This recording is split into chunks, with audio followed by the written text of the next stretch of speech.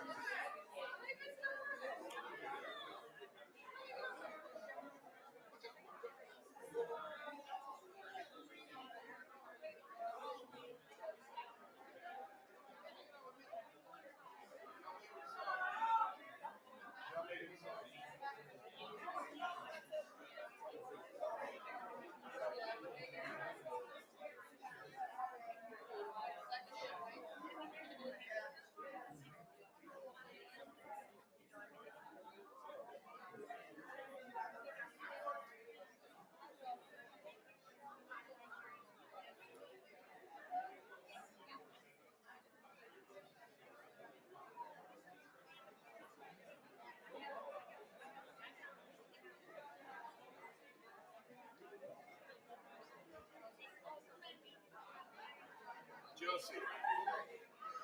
Josie.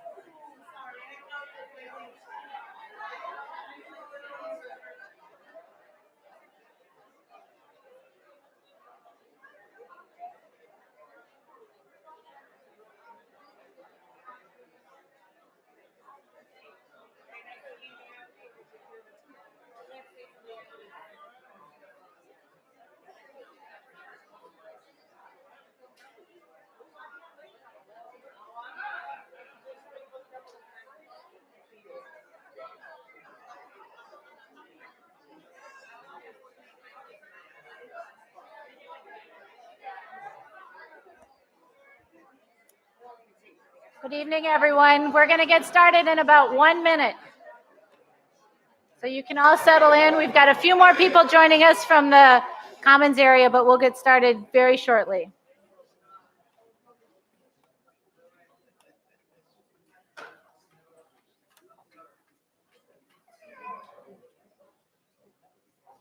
Come on in. There's plenty of room on the sides.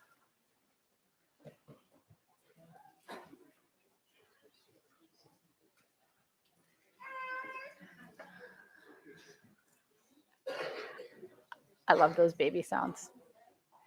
All right, let's go ahead and get started. We may be joined by a few people who are still coming in and grappling with traffic, but we've got a lot of really important ground to cover this evening, so I will jump in. I'm Laura Bloomberg.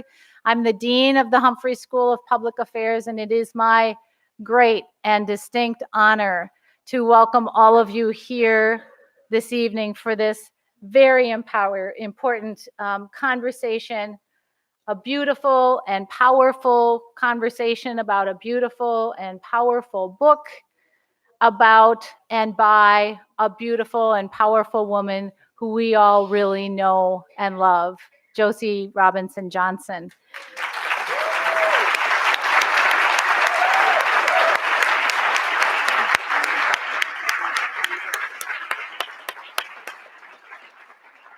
Now, if you don't know already, as you will soon hear, Josie had quite a bit of help creating this beautiful work of art. And we're also joined this evening by Carolyn Holbrook, who you'll be introduced to in a little bit, and Arleta Little, who are also identified as collaborators and co-writers on this book. And Arleta is also a Humphrey alum. I can't miss the opportunity to tell you. We're joined this evening by so many friends and family members of Josie, so many friends of the Humphrey School, so many friends of this community. We're joined by elected officials, members of the University of Minnesota's leadership team, members of Governor Walz's cabinet. I'm not going to name people by name because all of you, as I scan the group, it's just so great to see you here. We're all important because we're all about building community. But thank you to the people who made the time to be here. And I want to apologize ahead of time for the fact that we will be joined by University of Minnesota President Kaler. He texted me just a few minutes ago, and he's on his way across campus, so he's running late. And we made the decision to get started and not keep all of you waiting. So in a little bit, President Kaler will be coming down and taking his seat down here. Some of you may know that this fall in this space, actually just outside this auditorium in the Joan and Walter Mondale Commons, we had a celebration for Josie Johnson. And what we wanted to do at that time was commemorate her life and legacy and contributions to this community, knowing that this book was coming, that the birthing of this book would be coming this spring. At the Humphrey School, we did two things that we believe will commemorate and honor Josie Johnson's legacy for generations to come. First of all, I am so proud that in just a few weeks, we will, at the other end of this Commons area, outside the auditorium, down that way, there's a big community room. We lovingly call it Room 180. It's very creatively named right now. In just a few weeks, we will have a groundbreaking or a wall breaking, and we will invest heavily in completely renovating that room to make it a much more warm and welcoming and sunlit place. We will open it to the community, all of our community partners, to join with us in anything that has to do with building and sustaining the lifeblood of community. And we will do this as we rename the room the Josie Robinson Johnson Community Room.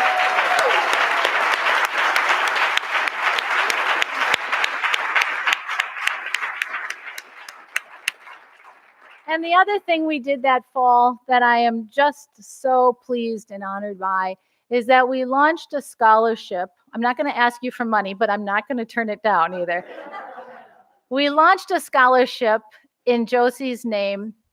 And this fall, or this spring, we have now extended an offer for this scholarship to an incoming Masters of Public Policy student for this fall. And here's the selection criteria. It has to be somebody who meets the high standards for accepting a fellowship, named the Josie Robinson Johnson Fellowship in Race, Equity, and Social Justice. So I'm very, very excited about that. And when we pre-dedicated the room that's not yet been remodeled because it's too noisy to do it while classes are in session, and when we launched the scholarship, one of Josie Johnson's very dear friends flew out specifically for the event. Vernon Jordan joined us. And if you happen to hear the story on Minnesota Public Radio this past week about tonight's event, they pulled a clip from what Vernon Jordan had to say that night. And if I may, I would like to share something that he said, but with a wink and a nod to Vernon Jordan, for those of you who have heard him speak, let me just say, I think I'll say it about twice as fast as he did. But I think that this is beautiful, and for those of us who are here because we know and love Josie, you will understand this. Vernon Jordan said that night, and I quote, "Whatever success I may have had, I owe in part to Josie Johnson, her loyalty, her friendship, her counsel, her commitment. But I am also here to say that the only way to do justice to Josie's life and career, to honor all the progress she has helped to achieve, is to put her accomplishments in a context that is measured not in minutes, but in centuries." Josie, Vernon Jordan said that night, "You are the Sojourner Truth and the Harriet Tubman of our time."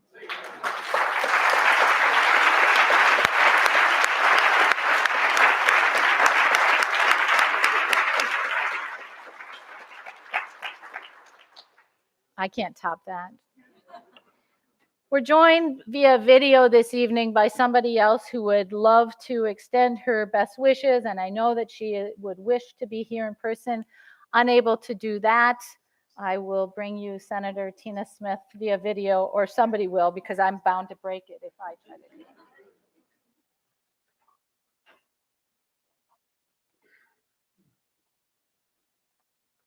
Hi, everyone. This is Tina Smith.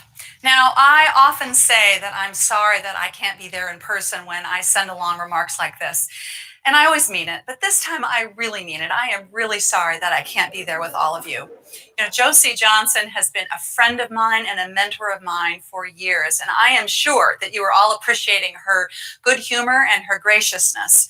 And yes, Josie is gracious, but she is also one of the toughest, most resilient women that I have ever known. And her life is a life of firsts. I can tell you that there have been many times when I was working hard to do my best, and Josie was right there pushing me along, telling me that I could do better and helping me to be the very best that I could be. And so I am so grateful for Josie's wisdom, and I know that I'm a stronger, better leader because of her. And I want you to know that this is a woman to be reckoned with. I found this picture. Now here you can see, this is a picture of Josie, I think from the 1970s. And look at this woman. She is strong, she is tenacious, she is warm, and she is ready to do business. That is the thing that makes Josie just such an incredible leader for all of us. So Josie, I can't wait to read your book, and I hope you have a wonderful time. Bye, everyone.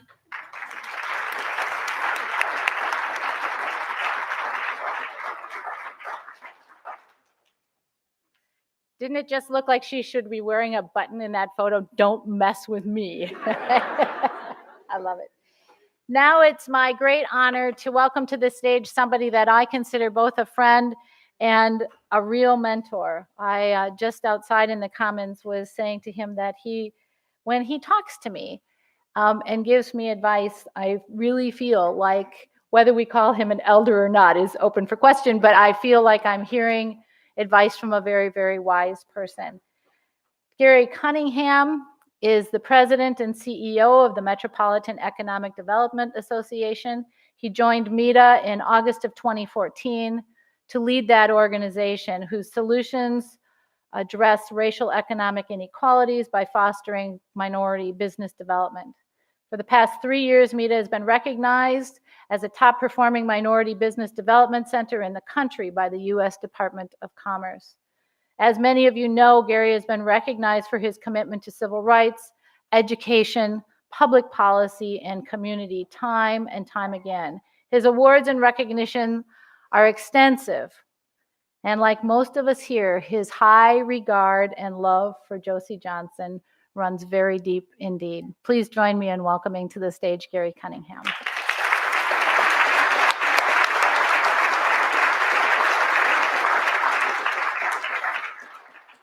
Boy, this is a joyous evening. Do you feel the joy in this room? I want to thank the dean of this great institution where I actually I didn't get educated here, I got emancipated here from a lot of the faculty here and the professors here. Just been a huge impact on my life, this institution right here. So it's with love that I say, give up your money for the Josie Johnson Room. If you don't know where to send a check, send it to the Humphrey Institute, the Humphrey School, and for the scholarship fund. How many of you are going to contribute? Raise your hand. All right, we're going to pass the plate in a minute.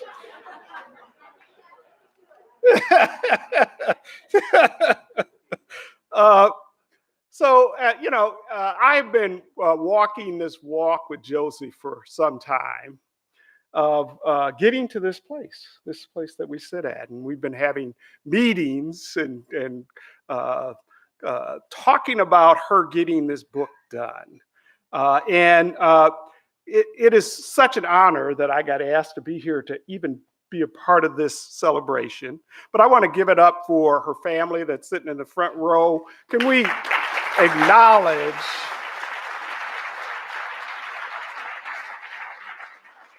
because we know as Josie has shared herself with all of us, her family has also had to share her with us. So it's with that, it's with an honor that I say to each of you, we are so appreciative of the sacrifices that you all made so Josie could do what she did for all of us and change our lives.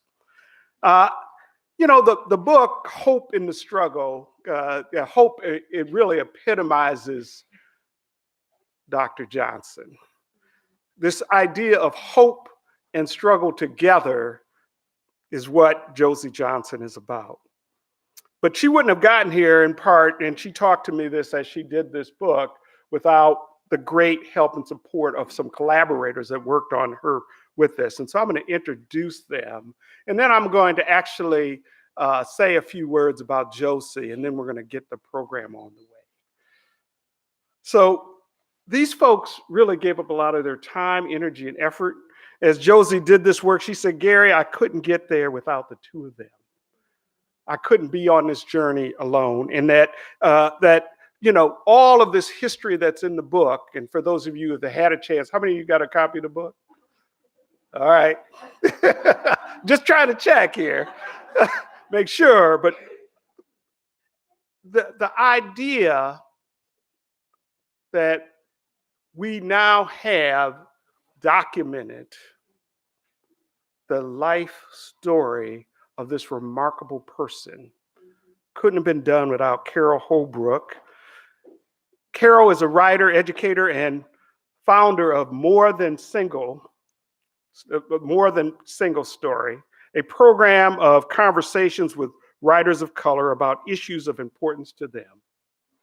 She was awarded a St. Paul Company's Leadership Initiative Neighborhoods Grant in 1996 and recently published Ordinary Lives and Community, How the St. Paul Companies Changed Lives and Community. She earned an interdisciplinary doctorate in creative writing and creative arts leadership in 2002 from Union Institution and University. She teaches creative writing at Hamline University and the Loft, and she was the 2010 recipient of the Minnesota Book Awards K. Sutton Award. And she also reminded me that she was a recipient of an award that I received with her, the 50 over 50 award. She is outstanding. Give it up for Carolyn. Carolyn Holbrook.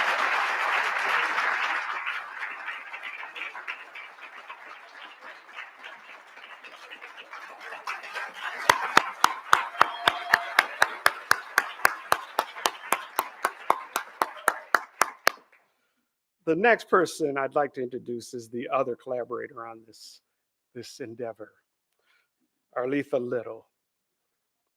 Arleta is a program officer with the McKnight Foundation and the director of the McKnight Artist Fellowship Program. And somebody that I've known for a few years now. We go back a ways. Prior to her work in philanthropy, she served as the executive director of the Givens Foundation for African American Literature and where she worked there for over 15 years. She is also has returned as a Peace Corps volunteer and has a fellowship from the Center for Creative Leadership and is a published poet. Can we give it up for Arleta?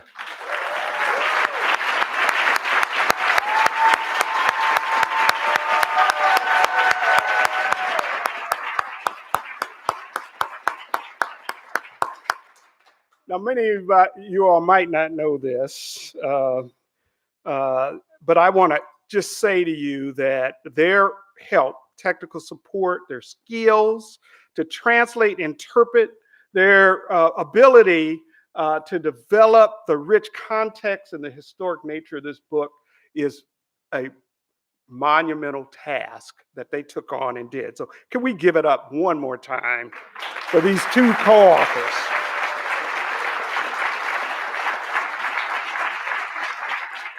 Now, I've published a few things, and I have a hard time working with myself.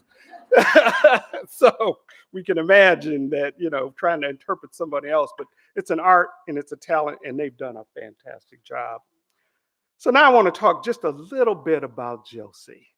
And I'm not going to tell you the usual story, because the usual story you can read in the book. But many of you don't know that I grew up, my grandmother lived on the same block as Josie Johnson at 39th and Oakland, and Josie lived on that block, and we all lived there together, many of us. I think Lisa Crawford's in the room, she was on that block, and we were all there together. She was always this graceful, determined person from my memory of her as a little boy. Her story is an integral part of the rich tapestry and the vibrant history of our African American community. Josie, you are one of us and we are one of you, and we really believe in you. Josie is a magnificent community leader, scholar, administrator, social and political activist, mother, grandmother, and teacher. The description of Josie, no matter if I've talked to people that are Republicans and Democrats, whether they live in the South or the North, she exudes a spirit that she takes action. So she just doesn't talk about issues, she actually does things. She has the power of persistence. And she uses her skills, her talents, her abilities, her privilege to make a difference for others. When I was here at the university, at this school, I had no idea that part of the reason I was there was because of Josie Johnson. I didn't find out until many years later. There are people that are working behind the scenes that are helping us every day, and we don't even know it, that Josie Johnson had, as the vice president of the university, had provided the funding for my position here at the Humphrey School. And I would not be here today without Josie Johnson's quiet persistence behind the scenes, making it happen. How many of you in this room have been supported by Josie Johnson? Please raise your hand. She is that, and she does it. She never said a word to me. I didn't even know about it. A lot of people brag and say, I did this and did that. She never said a word. I found out later that this had happened, and I said, oh, she changed my life. She never boasted. She never bragged. And that is why I have come to know and love this woman, Josie Johnson. 2 generations out of slavery, Josie grew up in Texas. She attended Fisk University, in Nashville, where she earned her BA in sociology. She went on to earn an MA and EDD at the University of Massachusetts Amherst. In 1964, Josie led a multiracial delegation of women from Minnesota to witness firsthand the civil rights struggle in Mississippi. I just got back from Mississippi this last weekend, and I can tell you that the conditions haven't changed a whole lot since 1964, but the fact that she was there made a difference. I can hardly imagine at 1964 the courage it took for the women that went down there to confront violence and injustice and unabashed racism in the South at that time. This is courage. This is heroic. Josie transcended the pain of inequality and denied opportunity to take us on this journey in her book. So it's with that, I ask all of you to stand and give Josie Johnson, Josie R. Johnson, a standing ovation.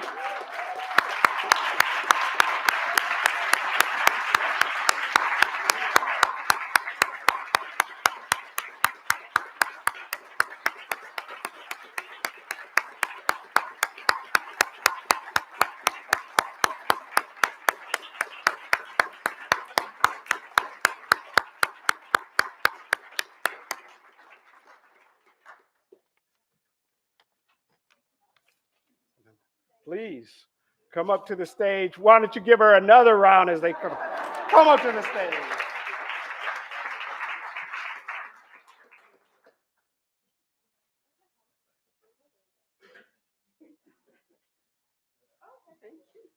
Thank you. Thank you very much.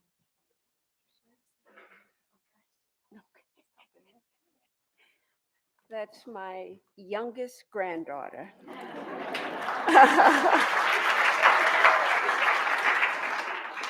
And I am blessed. I want to begin that way by thanking you, family, for making the effort to be here. So they are here. Thank you, Noreen. That's my number 2 daughter. So I'm grateful and thank you all. And my great grandson is here. He disappeared somewhere, Nico. His father, I think, took him so that we could have this little gathering. But thank you, family. And so many of you here tonight, I don't quite know how to express it, but let me say that coming here to celebrate with me and my work team on this book, Hope in the Struggle, is a very rewarding and God-filled thank you. I am eager to share with you my thoughts on the process in writing this book. For many years, our Black millennials asked why I stayed in the struggle for justice and freedom, and why did I have hope? I'm trying to answer that question in the book. I am trying to see if indeed there is some understanding of why hope, why the struggle. We as a people have gone through many ups and downs, and we have held on to the ups to survive the many generations of down. And we have had to cling to the faith of our ancestors as we survived the downs. Many of our younger people believe they have options today. in the struggle, and they have tested the strategies of these options. At 88, I may not be around long enough to discuss the answers to that hope. I wanted to offer some suggestions I have using the survival and skill of hope. They serve for me as a reminder of our capacity to learn from our ancestors and have hope and struggle. Our team tried to offer the strategies in our book. I felt encouraged to have hope, to hold on to the love, security, and belief that this too shall pass. Let me now introduce you to my team.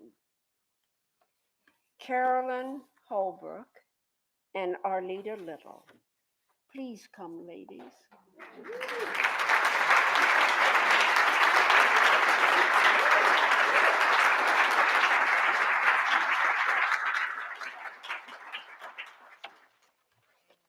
These ladies' community participated in difficult discussions and struggles. They were a part of the thought process, and I classified them as my brain. I wanted you to see them, to remember them. We will have a conversation together, but I wanted you to see Carolyn and Arleta. And I wanted you to also meet my young current millennial. I want you to meet Leslie Redmond.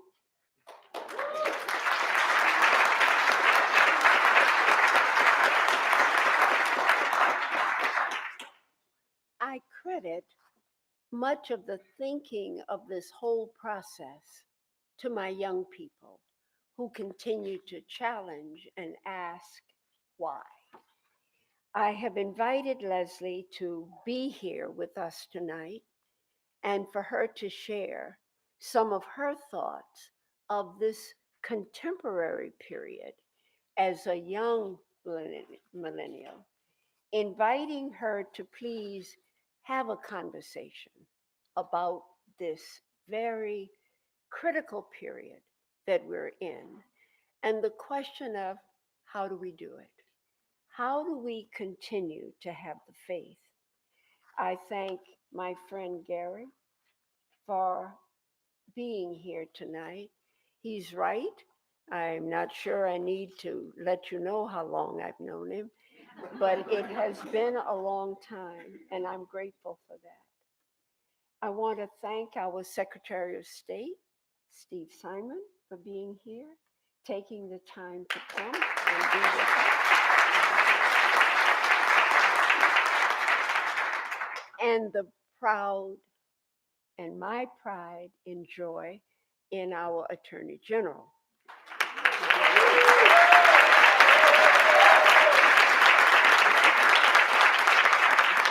I have known Keith longer than he wants to remember. I remember him when he was a student here in law school, creating all kinds of problems and having to really challenge the administration in responding to this bright, able young man. And we're so proud to have him here. There are other dear friends that many of you know, but one who has been my partner in this struggle and help me stay on track and on par with the kinds of issues that we must face. There are many of you here, but I think you all know Mahmoud El-Khatib.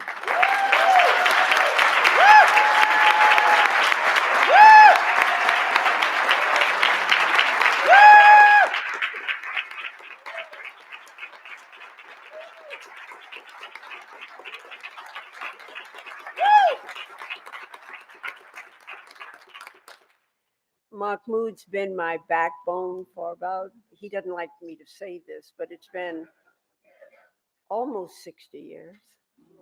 He's younger than I, but that's okay. We've been close friends and my advisor for a very long time. There are many of you who are here, and it's almost an unfair thing to do to just identify a few, because so many of you have been a part of who I am and what I've tried to do. A very dear friend who provides me with transportation every time I have to go to the airport and back, who brings me food so that I can eat at least 2 or 3 times a week. Martha Arredondo, there are people.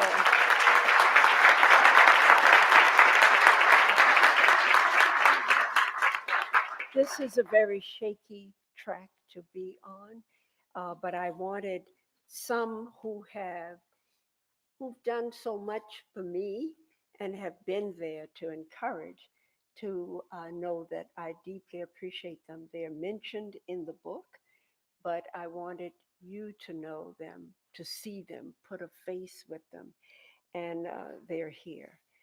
My children from California, Kamali is here from here, but Kamali from California, who is the granddaughter of one of my dearest and oldest friends from way back at the MIT, Massachusetts years, her parents, whom many of you know, the Prince family, Evelyn Luther Prince. And so thank you all for being here. Forgive the old lady if I don't mention your name now, but know that you're mentioned in so many ways in the book, and that without you, none of this could happen. And I'm so grateful for it. What I'd like to do now is ask my team to join me and talk the way they want to talk with you and with me tonight. So please, ladies, let's have whatever they have arranged for us here. This way. Push the cord right there. Thank you. Very good. All right. Okay. Let's see. You sit in the middle. All right. I'll sit on the end.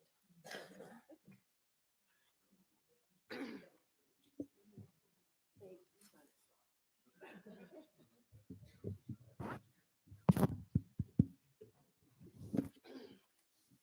On my right is Arleta Little, and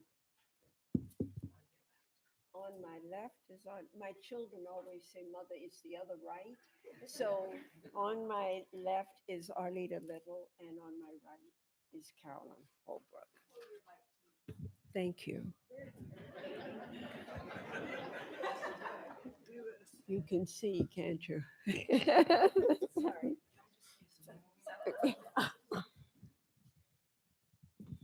Thank you. They don't need any help. Thank either, you, do Josie. they? Thank you, Noreen. If you weren't family before, you are family now. Yeah. In Josie's true style. Josie, Oh, yes, thank you. I remember when we arrived at that title. right? Yeah. And if Eric is here, he remembers too. This is your offering back to community, your story of your life. So blessed and excited to share it. Thank you. Yeah. So I thought I would open the discussion by reading the dedication in the book. And the dedication reads, "For the ancestors who struggled for me, for the future generations for whom I struggle, always in love and always for justice."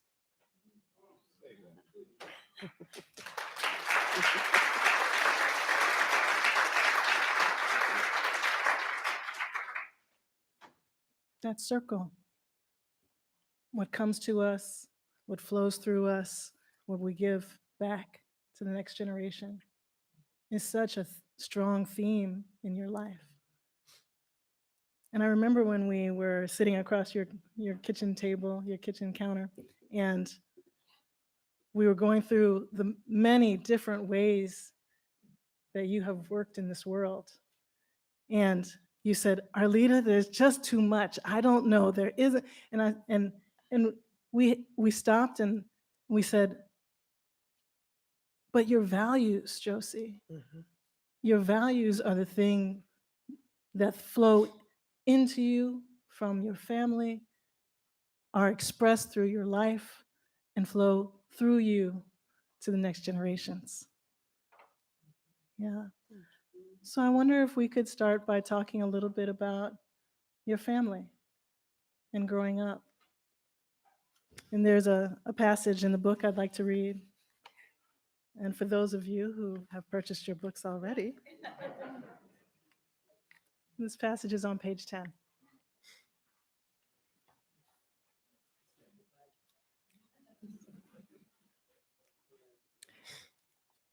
"I don't remember a time when my parents didn't instill in my brothers and me the importance of civic engagement.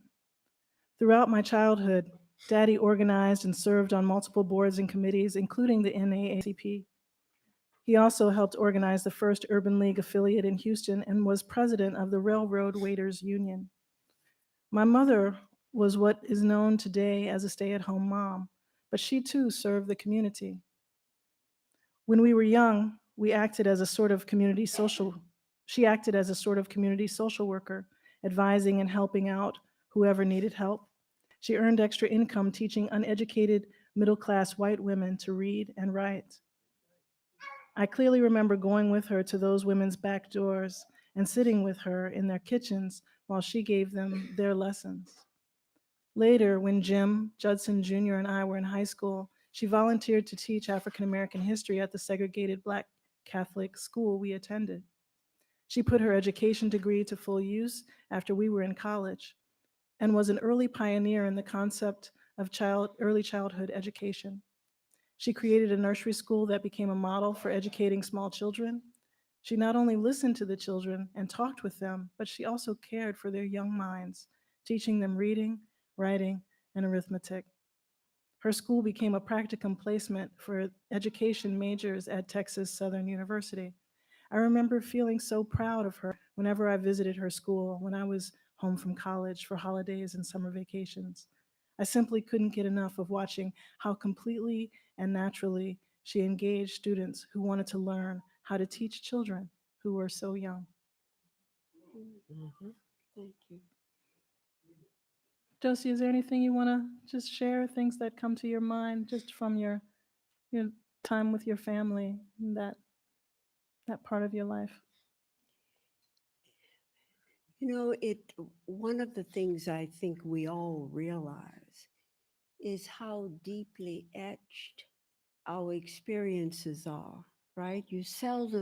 I don't remember as a girl sitting having conversations about step 1, step 2, step 3. These were things that I think you observed living within an environment. I talk about the fact that there were people in my community, all kinds of people. I had a range of options that appeared to be options in our community, from Black men who were without jobs to those who were successfully employed. And everybody expected us, my brothers and me, to be careful, to go to school, to study, to learn. That was sort of the theme of the community. Never thought that was unusual or different. And everybody expected us to do well, to go to college, to study hard, to do the things that we needed to do in a community. So I think those are things you learn without being what? Taught. They are things you do, you observe, and others teach you. So I think that I'm grateful for that, so grateful for that opportunity to have had that kind of environment. And I thank you. Thank you for identifying. Yes, thank you very much.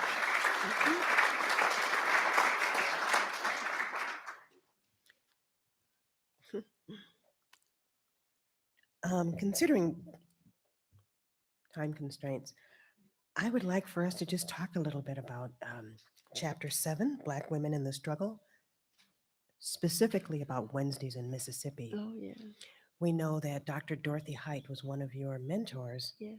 and a very dear friend of yours. I wonder if you could just talk just a little bit about your relationship with Dr. Height and Okay. how she encouraged you to do Wednesdays in Mississippi. Then I'll read just a few paragraphs from that chapter. Thank you. I think many of you know Dorothy Height, or you've heard of her and know of her. Maybe some Um, people haven't. You want to just tell them oh, just a little bit? Mhm. Dorothy Height was a woman, first Black woman hired in the YWCA in New York City. She grew up in southern US of A and learned early on about the value of education and organizing. I met Dorothy through the League of, through Delta Sigma Theta sorority. Dorothy was very active in one of the past presidents of the Delta sorority, and I was blessed to know her when we worked on the Delta Sigma Theta board together.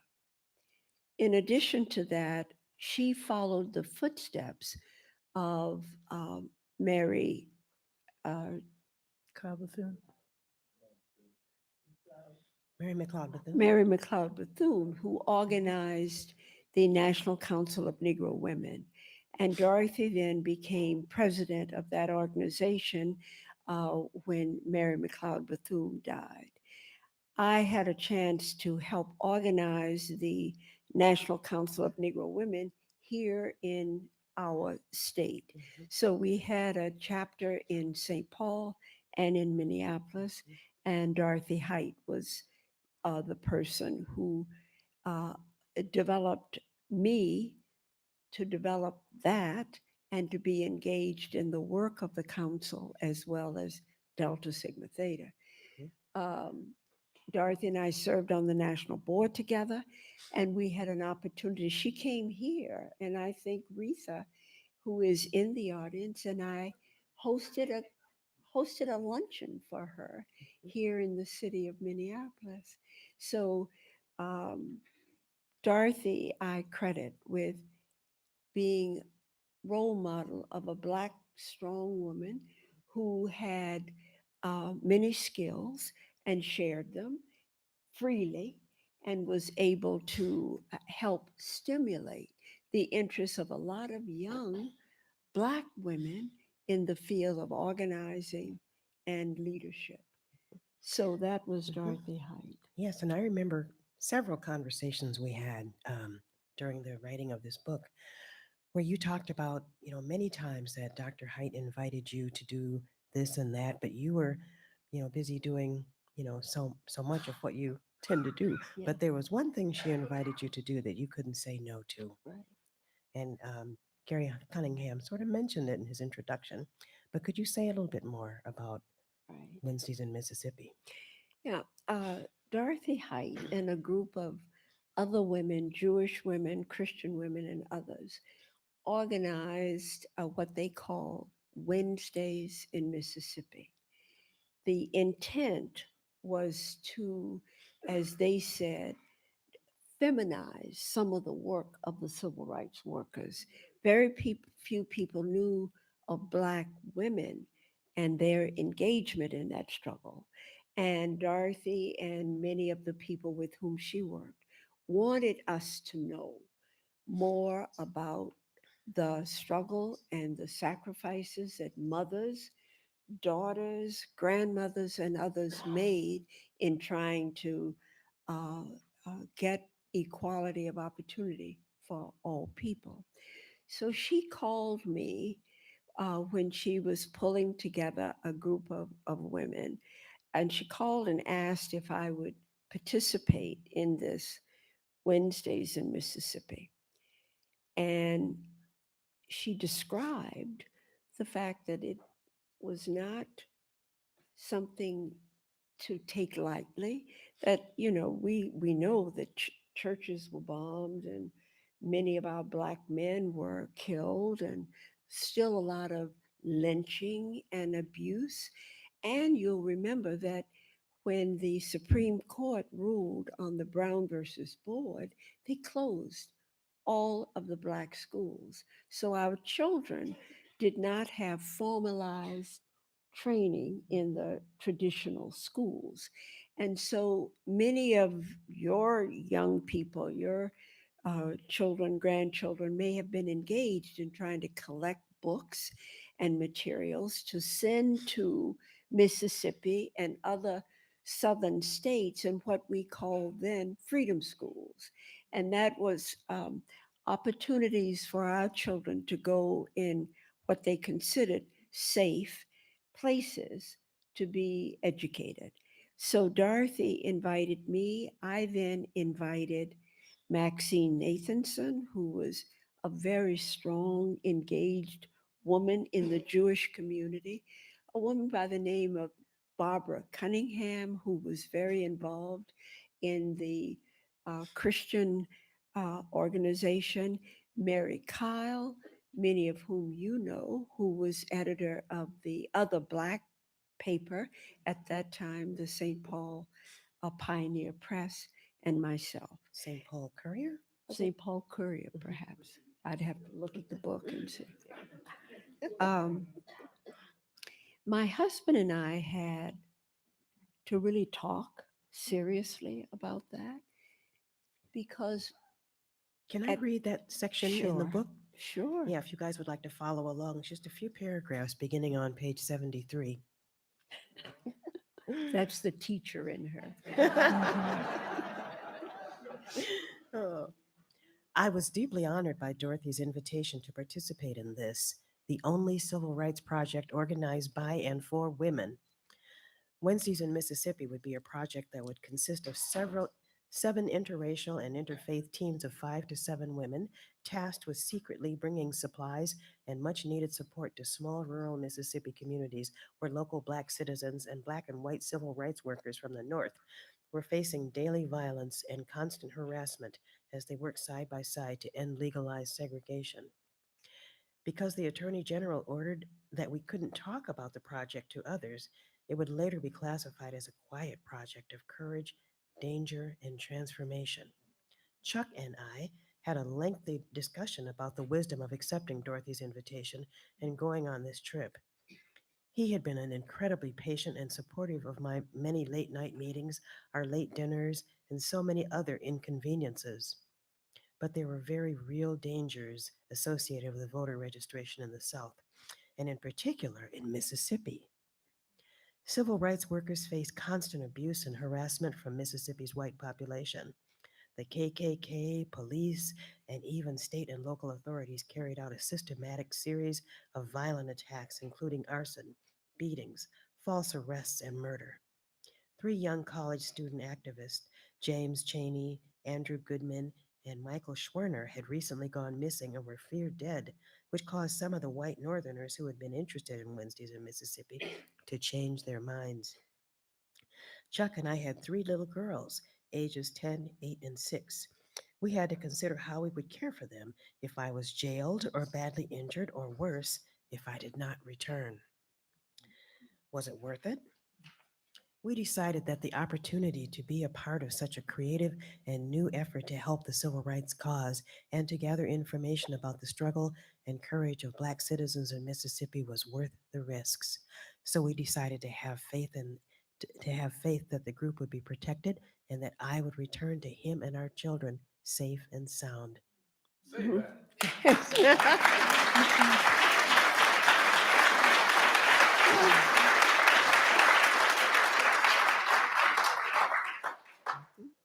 Thank you. Thank you very much. Yeah, think about that. Yeah. There were long hours in conversation about that. Yeah. She said, what would you do with 3 little girls if something happened and I couldn't return? So, Josie, there were so many times that history knocked on your door and you said yes. yes, that's true. You said yes. Yeah. And that includes the history of this university. Right. The university in the book is very much a character that comes in and goes out, as Josie comes to Minneapolis and goes out, comes back. Yeah, that's right. Yeah. You were the Yeah. first Black regent here at the university. Yes.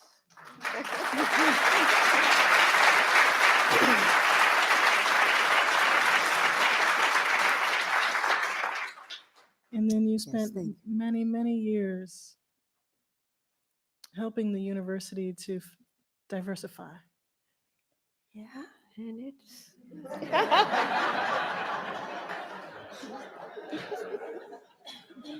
I'm waiting for a report, Barbara. Oh, Right. yeah. Let me share one other thing that I want you to know. There's a section in the book that the printers and the University Press allowed me to share, and that was my eldest daughter, Patrice, who died in Ethiopia in 1989. And the daughter of the co-pilot of the plane that crashed in Ethiopia is here. Hannah is here, Nagash, and her 2 daughters. And I'd like you to meet her.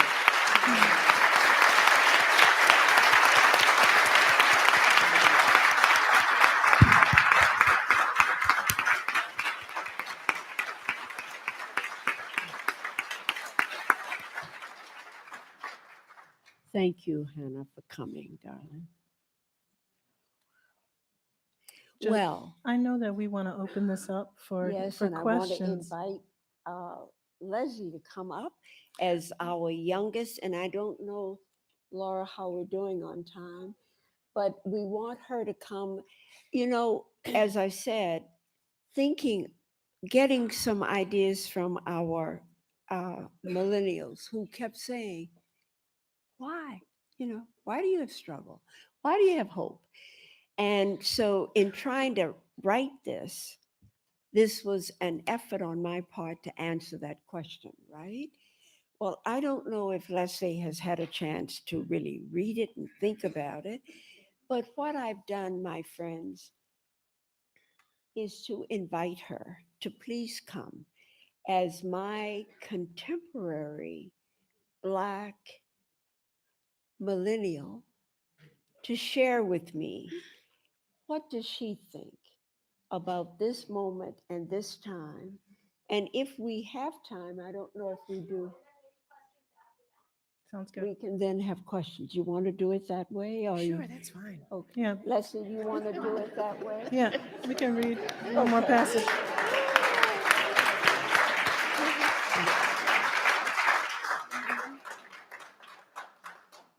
This is Leslie Redmond. I don't know, did you introduce her, Gary? She's our youngest NAACP president in the Minneapolis chapter.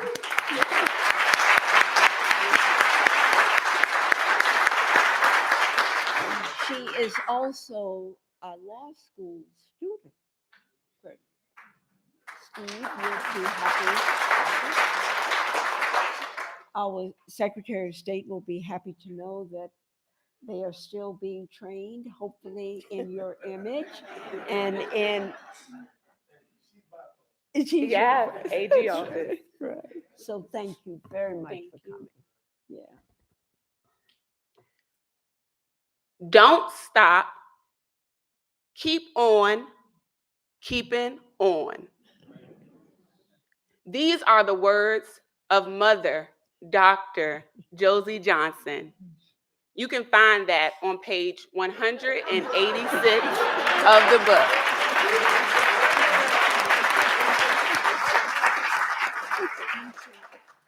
Grace and peace, family.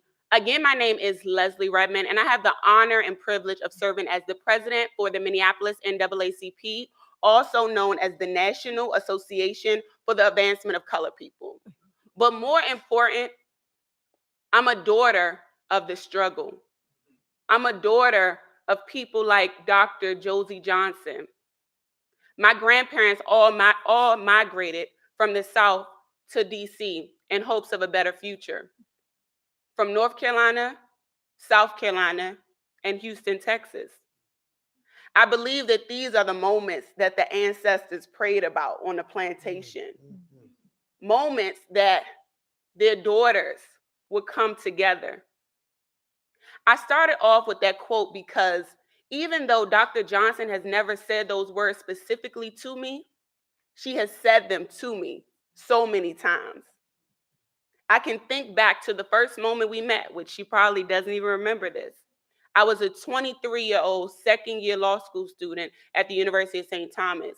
I was protesting at the 18-day occupation of the 4th Precinct, which was formerly the Way. I met Dr. Josie Johnson, and at the time, again, I'm young and ignorant to Minnesota.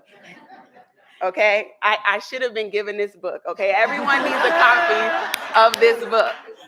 But one thing I did know, I recognize legends when I see them. And someone told me, they said, that's Dr. Josie Johnson. She's a civil rights icon. And I made my way through the crowd and I hugged her and she embraced me like I was somebody. I said, look at God, amen. And I hugged her and she didn't say these specific words, but whatever words that she said to me, I could remember. It was pretty much, you don't stop, you keep on keeping on. The second time I can remember her saying those words in so many ways. I know her family saw this. We were on Facebook Live. So I started an initiative. It's called Don't Complain, Activate. The idea is that you don't have to be Barack Obama or Beyonce to activate your community. You could be an activist. You could be a janitor. You could be a businessman. You could be on the radio. You could be a chief of staff or chief of diversity and inclusion. You could be an AG.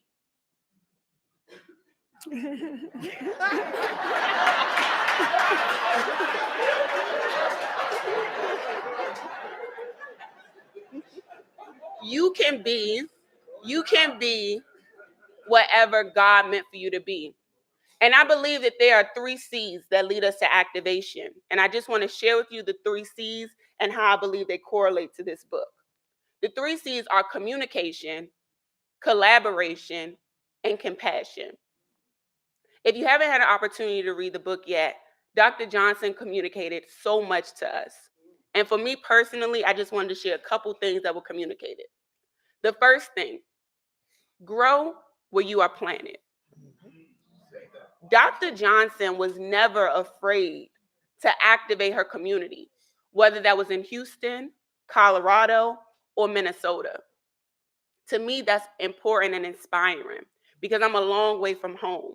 And it was extremely important for me to not just occupy Minnesota's space and to take advantage of their resources, but to make sure that I help to create platforms for people to be their own voice. And that's what Dr. Josie Johnson has done consistently throughout history. Another message that she told in the book was that the more things change, the more they stay the same. And for me, that was encouraging because a lot of times we get discouraged. And I live in a social media generation. I was telling the Bills over here about it. We live in where you only talk about your highlights. You don't talk about your doubts. You don't talk about your insecurities. You don't talk about, am I really making a difference? And in this book, Dr. Josie Johnson was so honest. She was so vulnerable. She was so authentic and telling her story unapologetically. Both the good moments, the bad moments, happy and sad. And I could appreciate that. The next C is collaboration. Dr. Josie Johnson in this book talked about the only way we're going to get anywhere is together. I love the title of this book, Hope in the Struggle. It reminds me of a quote of Frederick Douglass that Professor Okati always reminds us. If there is no struggle, there is no progress. And the only way that we are going to progress is together. Dr. Josie Johnson has never been afraid to lend a hand. Even her providing me with this opportunity to be up here today is a blessing because she didn't have to. She didn't have to say that we need a millennial voice, a young person's perspective. And Leslie, I want you to be that. So Dr. Josie Johnson, I truly appreciate you for always collaborating because it takes a person that's very secure in who they are to say, I'm not afraid to share the stage.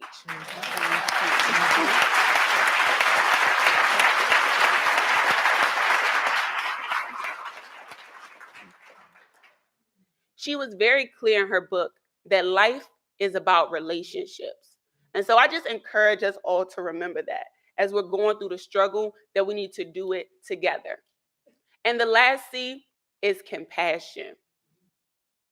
Dr. Martin Luther King reminded us that darkness cannot draw out darkness. Only light could do that. And hate could not draw out hate. Only love can do that. And I was reminded that in this book. I was reminded that, as the old folks would say, no shade, no shade. I say that with the most respect. Listen, that's none of y'all in here, okay? All the old folks, they're deceased, okay? It's okay. As the wise folks would say.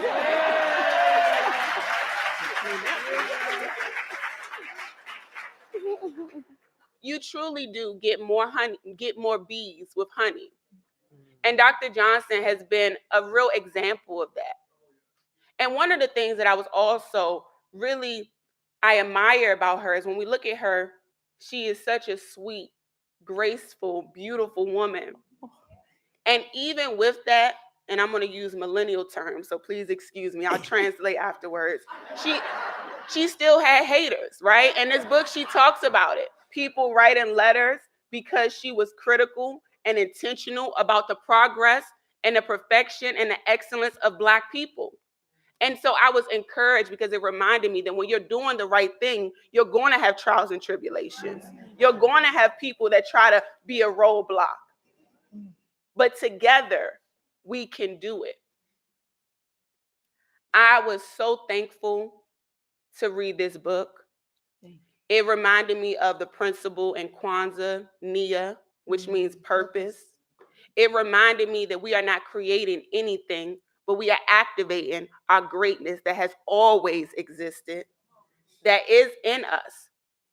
One of the great things about the book was it really talked about the moments that we're trying to get back to and better than. We have to recognize our excellence, but also we have to know them. And people only know what they know or the people around them know.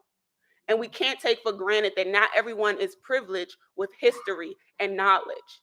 And so I'm humble and I'm thankful that Dr. Josie Johnson and her great team took the time to write this book. And not only do you all need to make sure that you get a copy, we need to get a copy to everybody that comes to Minnesota because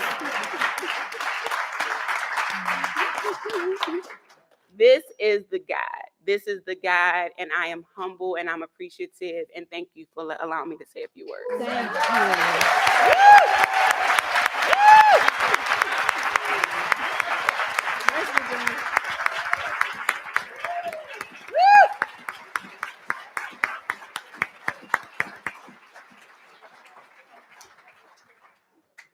you see, community, what we have in our community, we are very blessed.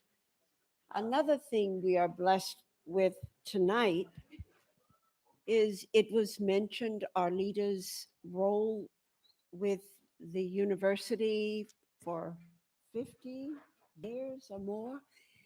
The person for whom she worked and tried to create the first program in our state dealing with issues of Black literature, Black people writing about, thinking about, being engaged in materials dealing with our history and our engagement. Archie Givens Sr. was one of the first people my husband and I met when we moved here in 1956. His son and daughter continued the struggle of the Givens family. Archie Jr. became the director of that program, worked very hard to make it happen. And Archie is here with us tonight, and his wife Carol, who have carried on the struggle of the Givens family. Archie, thank you.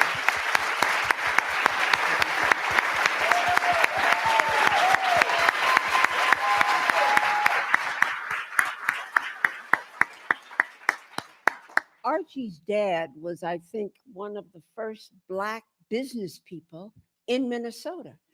He had been here, he established it, and created an environment of Black business in Minnesota. And we thank him for that and for his commitment and continuing to keep on keeping on. This is quite a reunion, and it feels like church. We welcome a few questions before we have a reception out in the atrium. And there are microphones coming down. My dear friend Josie, Bill English. Speaking of, I'm honored to raise this question simply because I am reminded that it was almost 50 years ago that I met you and Chuck. And I remember when Chuck retired, I said something in his book that I bought him. It was the debt. Yeah. And I said Chuck was the most quiet militant I had ever met. yes, it was. I want to say something about you, though, because while you were all of those things, kind, gentle, compassionate, what was the other 3 C's? I'm 84. Again, 3 C's. But I saw you when you added a 4th C. But you did it so gentle they didn't even recognize it. You were also a confrontationist. You confronted racism and evil in this town, in this state, so many times when I witnessed you, but you did it with such grace and charm. I remember we turned over a table in Mayor Naflin's office, and you said, "Now, Mayor, they didn't really mean that. They were just upset." So my question is, speak to me just about somebody I know you mentioned in the book, but I know how close you were to her. And that was our dear friend, Katie McWatt. Okay? Her contributions to you. And finally, the North Central Negro Voters League that I know you helped start. So thank you. And I just want to say to this crowd, there will be a community book launch at the UROC, the University of Minnesota's Urban Research and Outreach Center. So we'll get a chance to do this again when the community doesn't have to pay large parking fees and can get there later.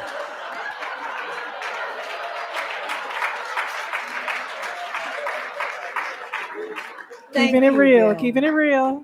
Thank you, Bill. Any other questions? Yeah? You want to share a little bit about Katie McWatt? Josie? Oh, you know, I can hardly believe that I could still be here without Katie. Katie and I were like twins in our spirit and in our behavior. And many people used to say I was Katie in Minneapolis and she was Josie in St. Paul. So I felt very deeply connected. We, children, when we moved here, my daughter Patrice, my deceased daughter Patrice, was 2, and Katie's Timothy was about 2.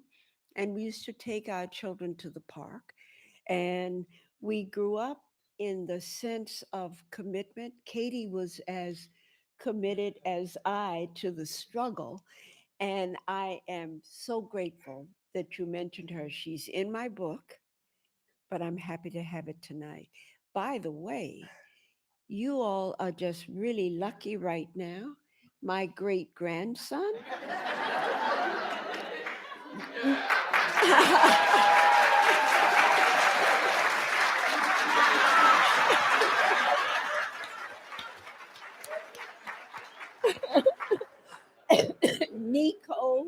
Nico Cheney Rice, or no, he's got lots of middle names. He's got Nico. I'm sorry. Yes, Eugene Rice. So he has extended the family connection. So he has his grandfather on his mother's side, on his grandmother's side. my my daughter's husband's middle name, and his dad, who would want to stand son-in-law.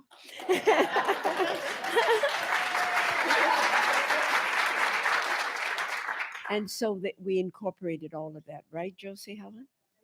Okay. One more question. It's not a question as much as a statement. Ma'am, I'm so sorry. I want to yield to the lady.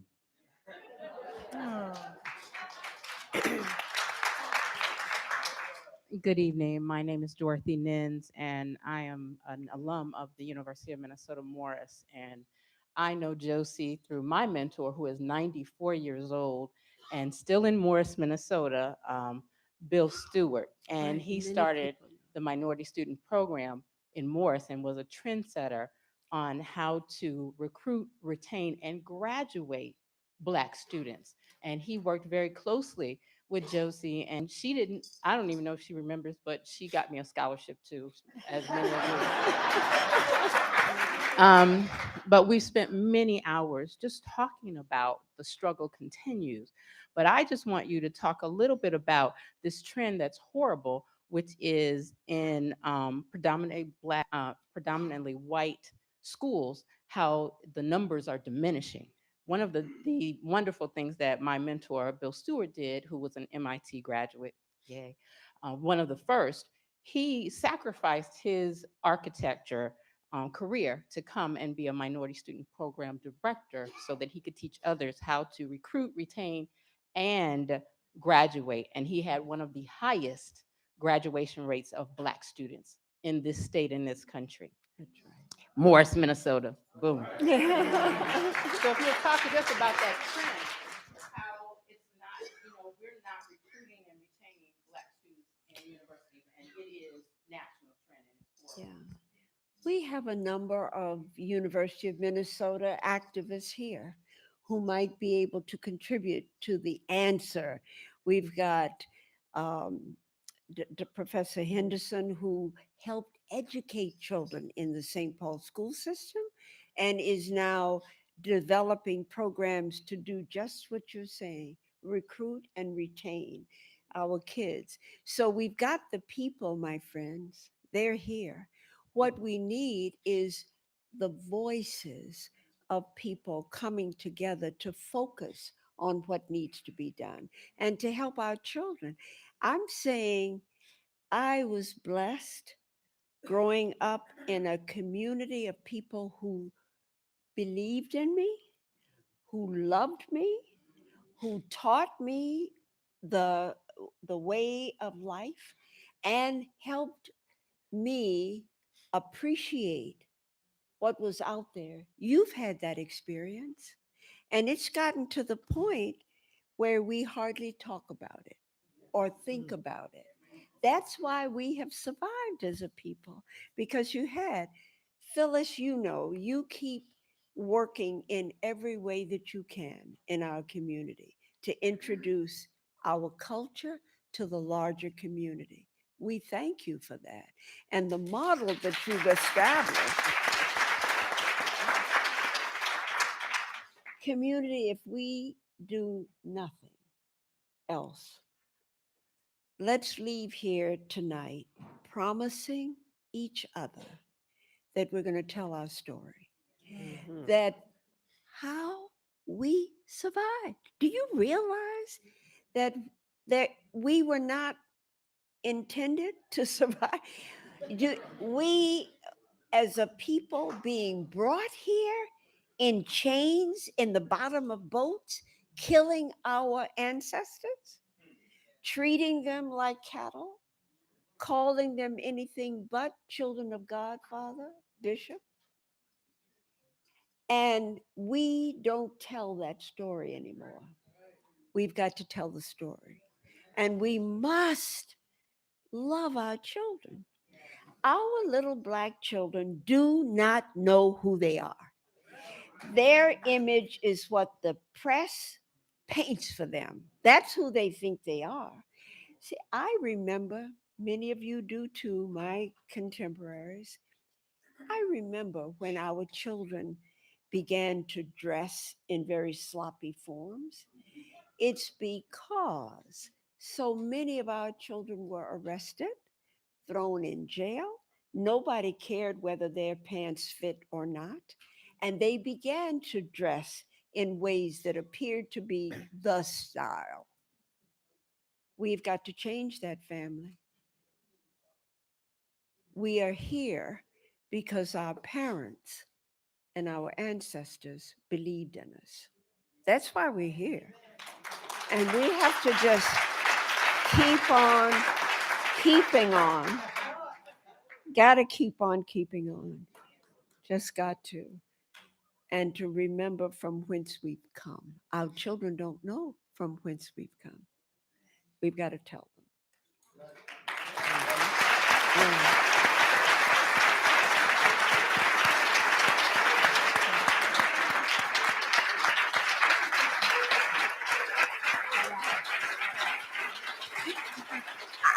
I know that that our dean is getting ready to put us in the form that we should be by now. And I want you to just know, my St. Peter Claver Catholic Church members are here in great form.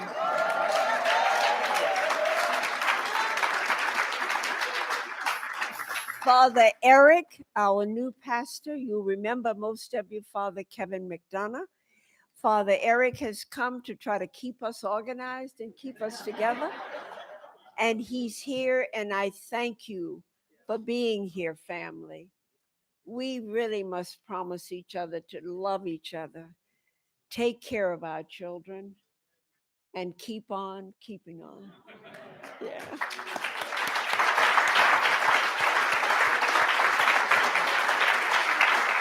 All I have to add to that, besides Carolyn, Arleta, Josie, Leslie, Gary, thank you so much, is that the Commons is meant for communing. It's meant for conversation. It's meant for community.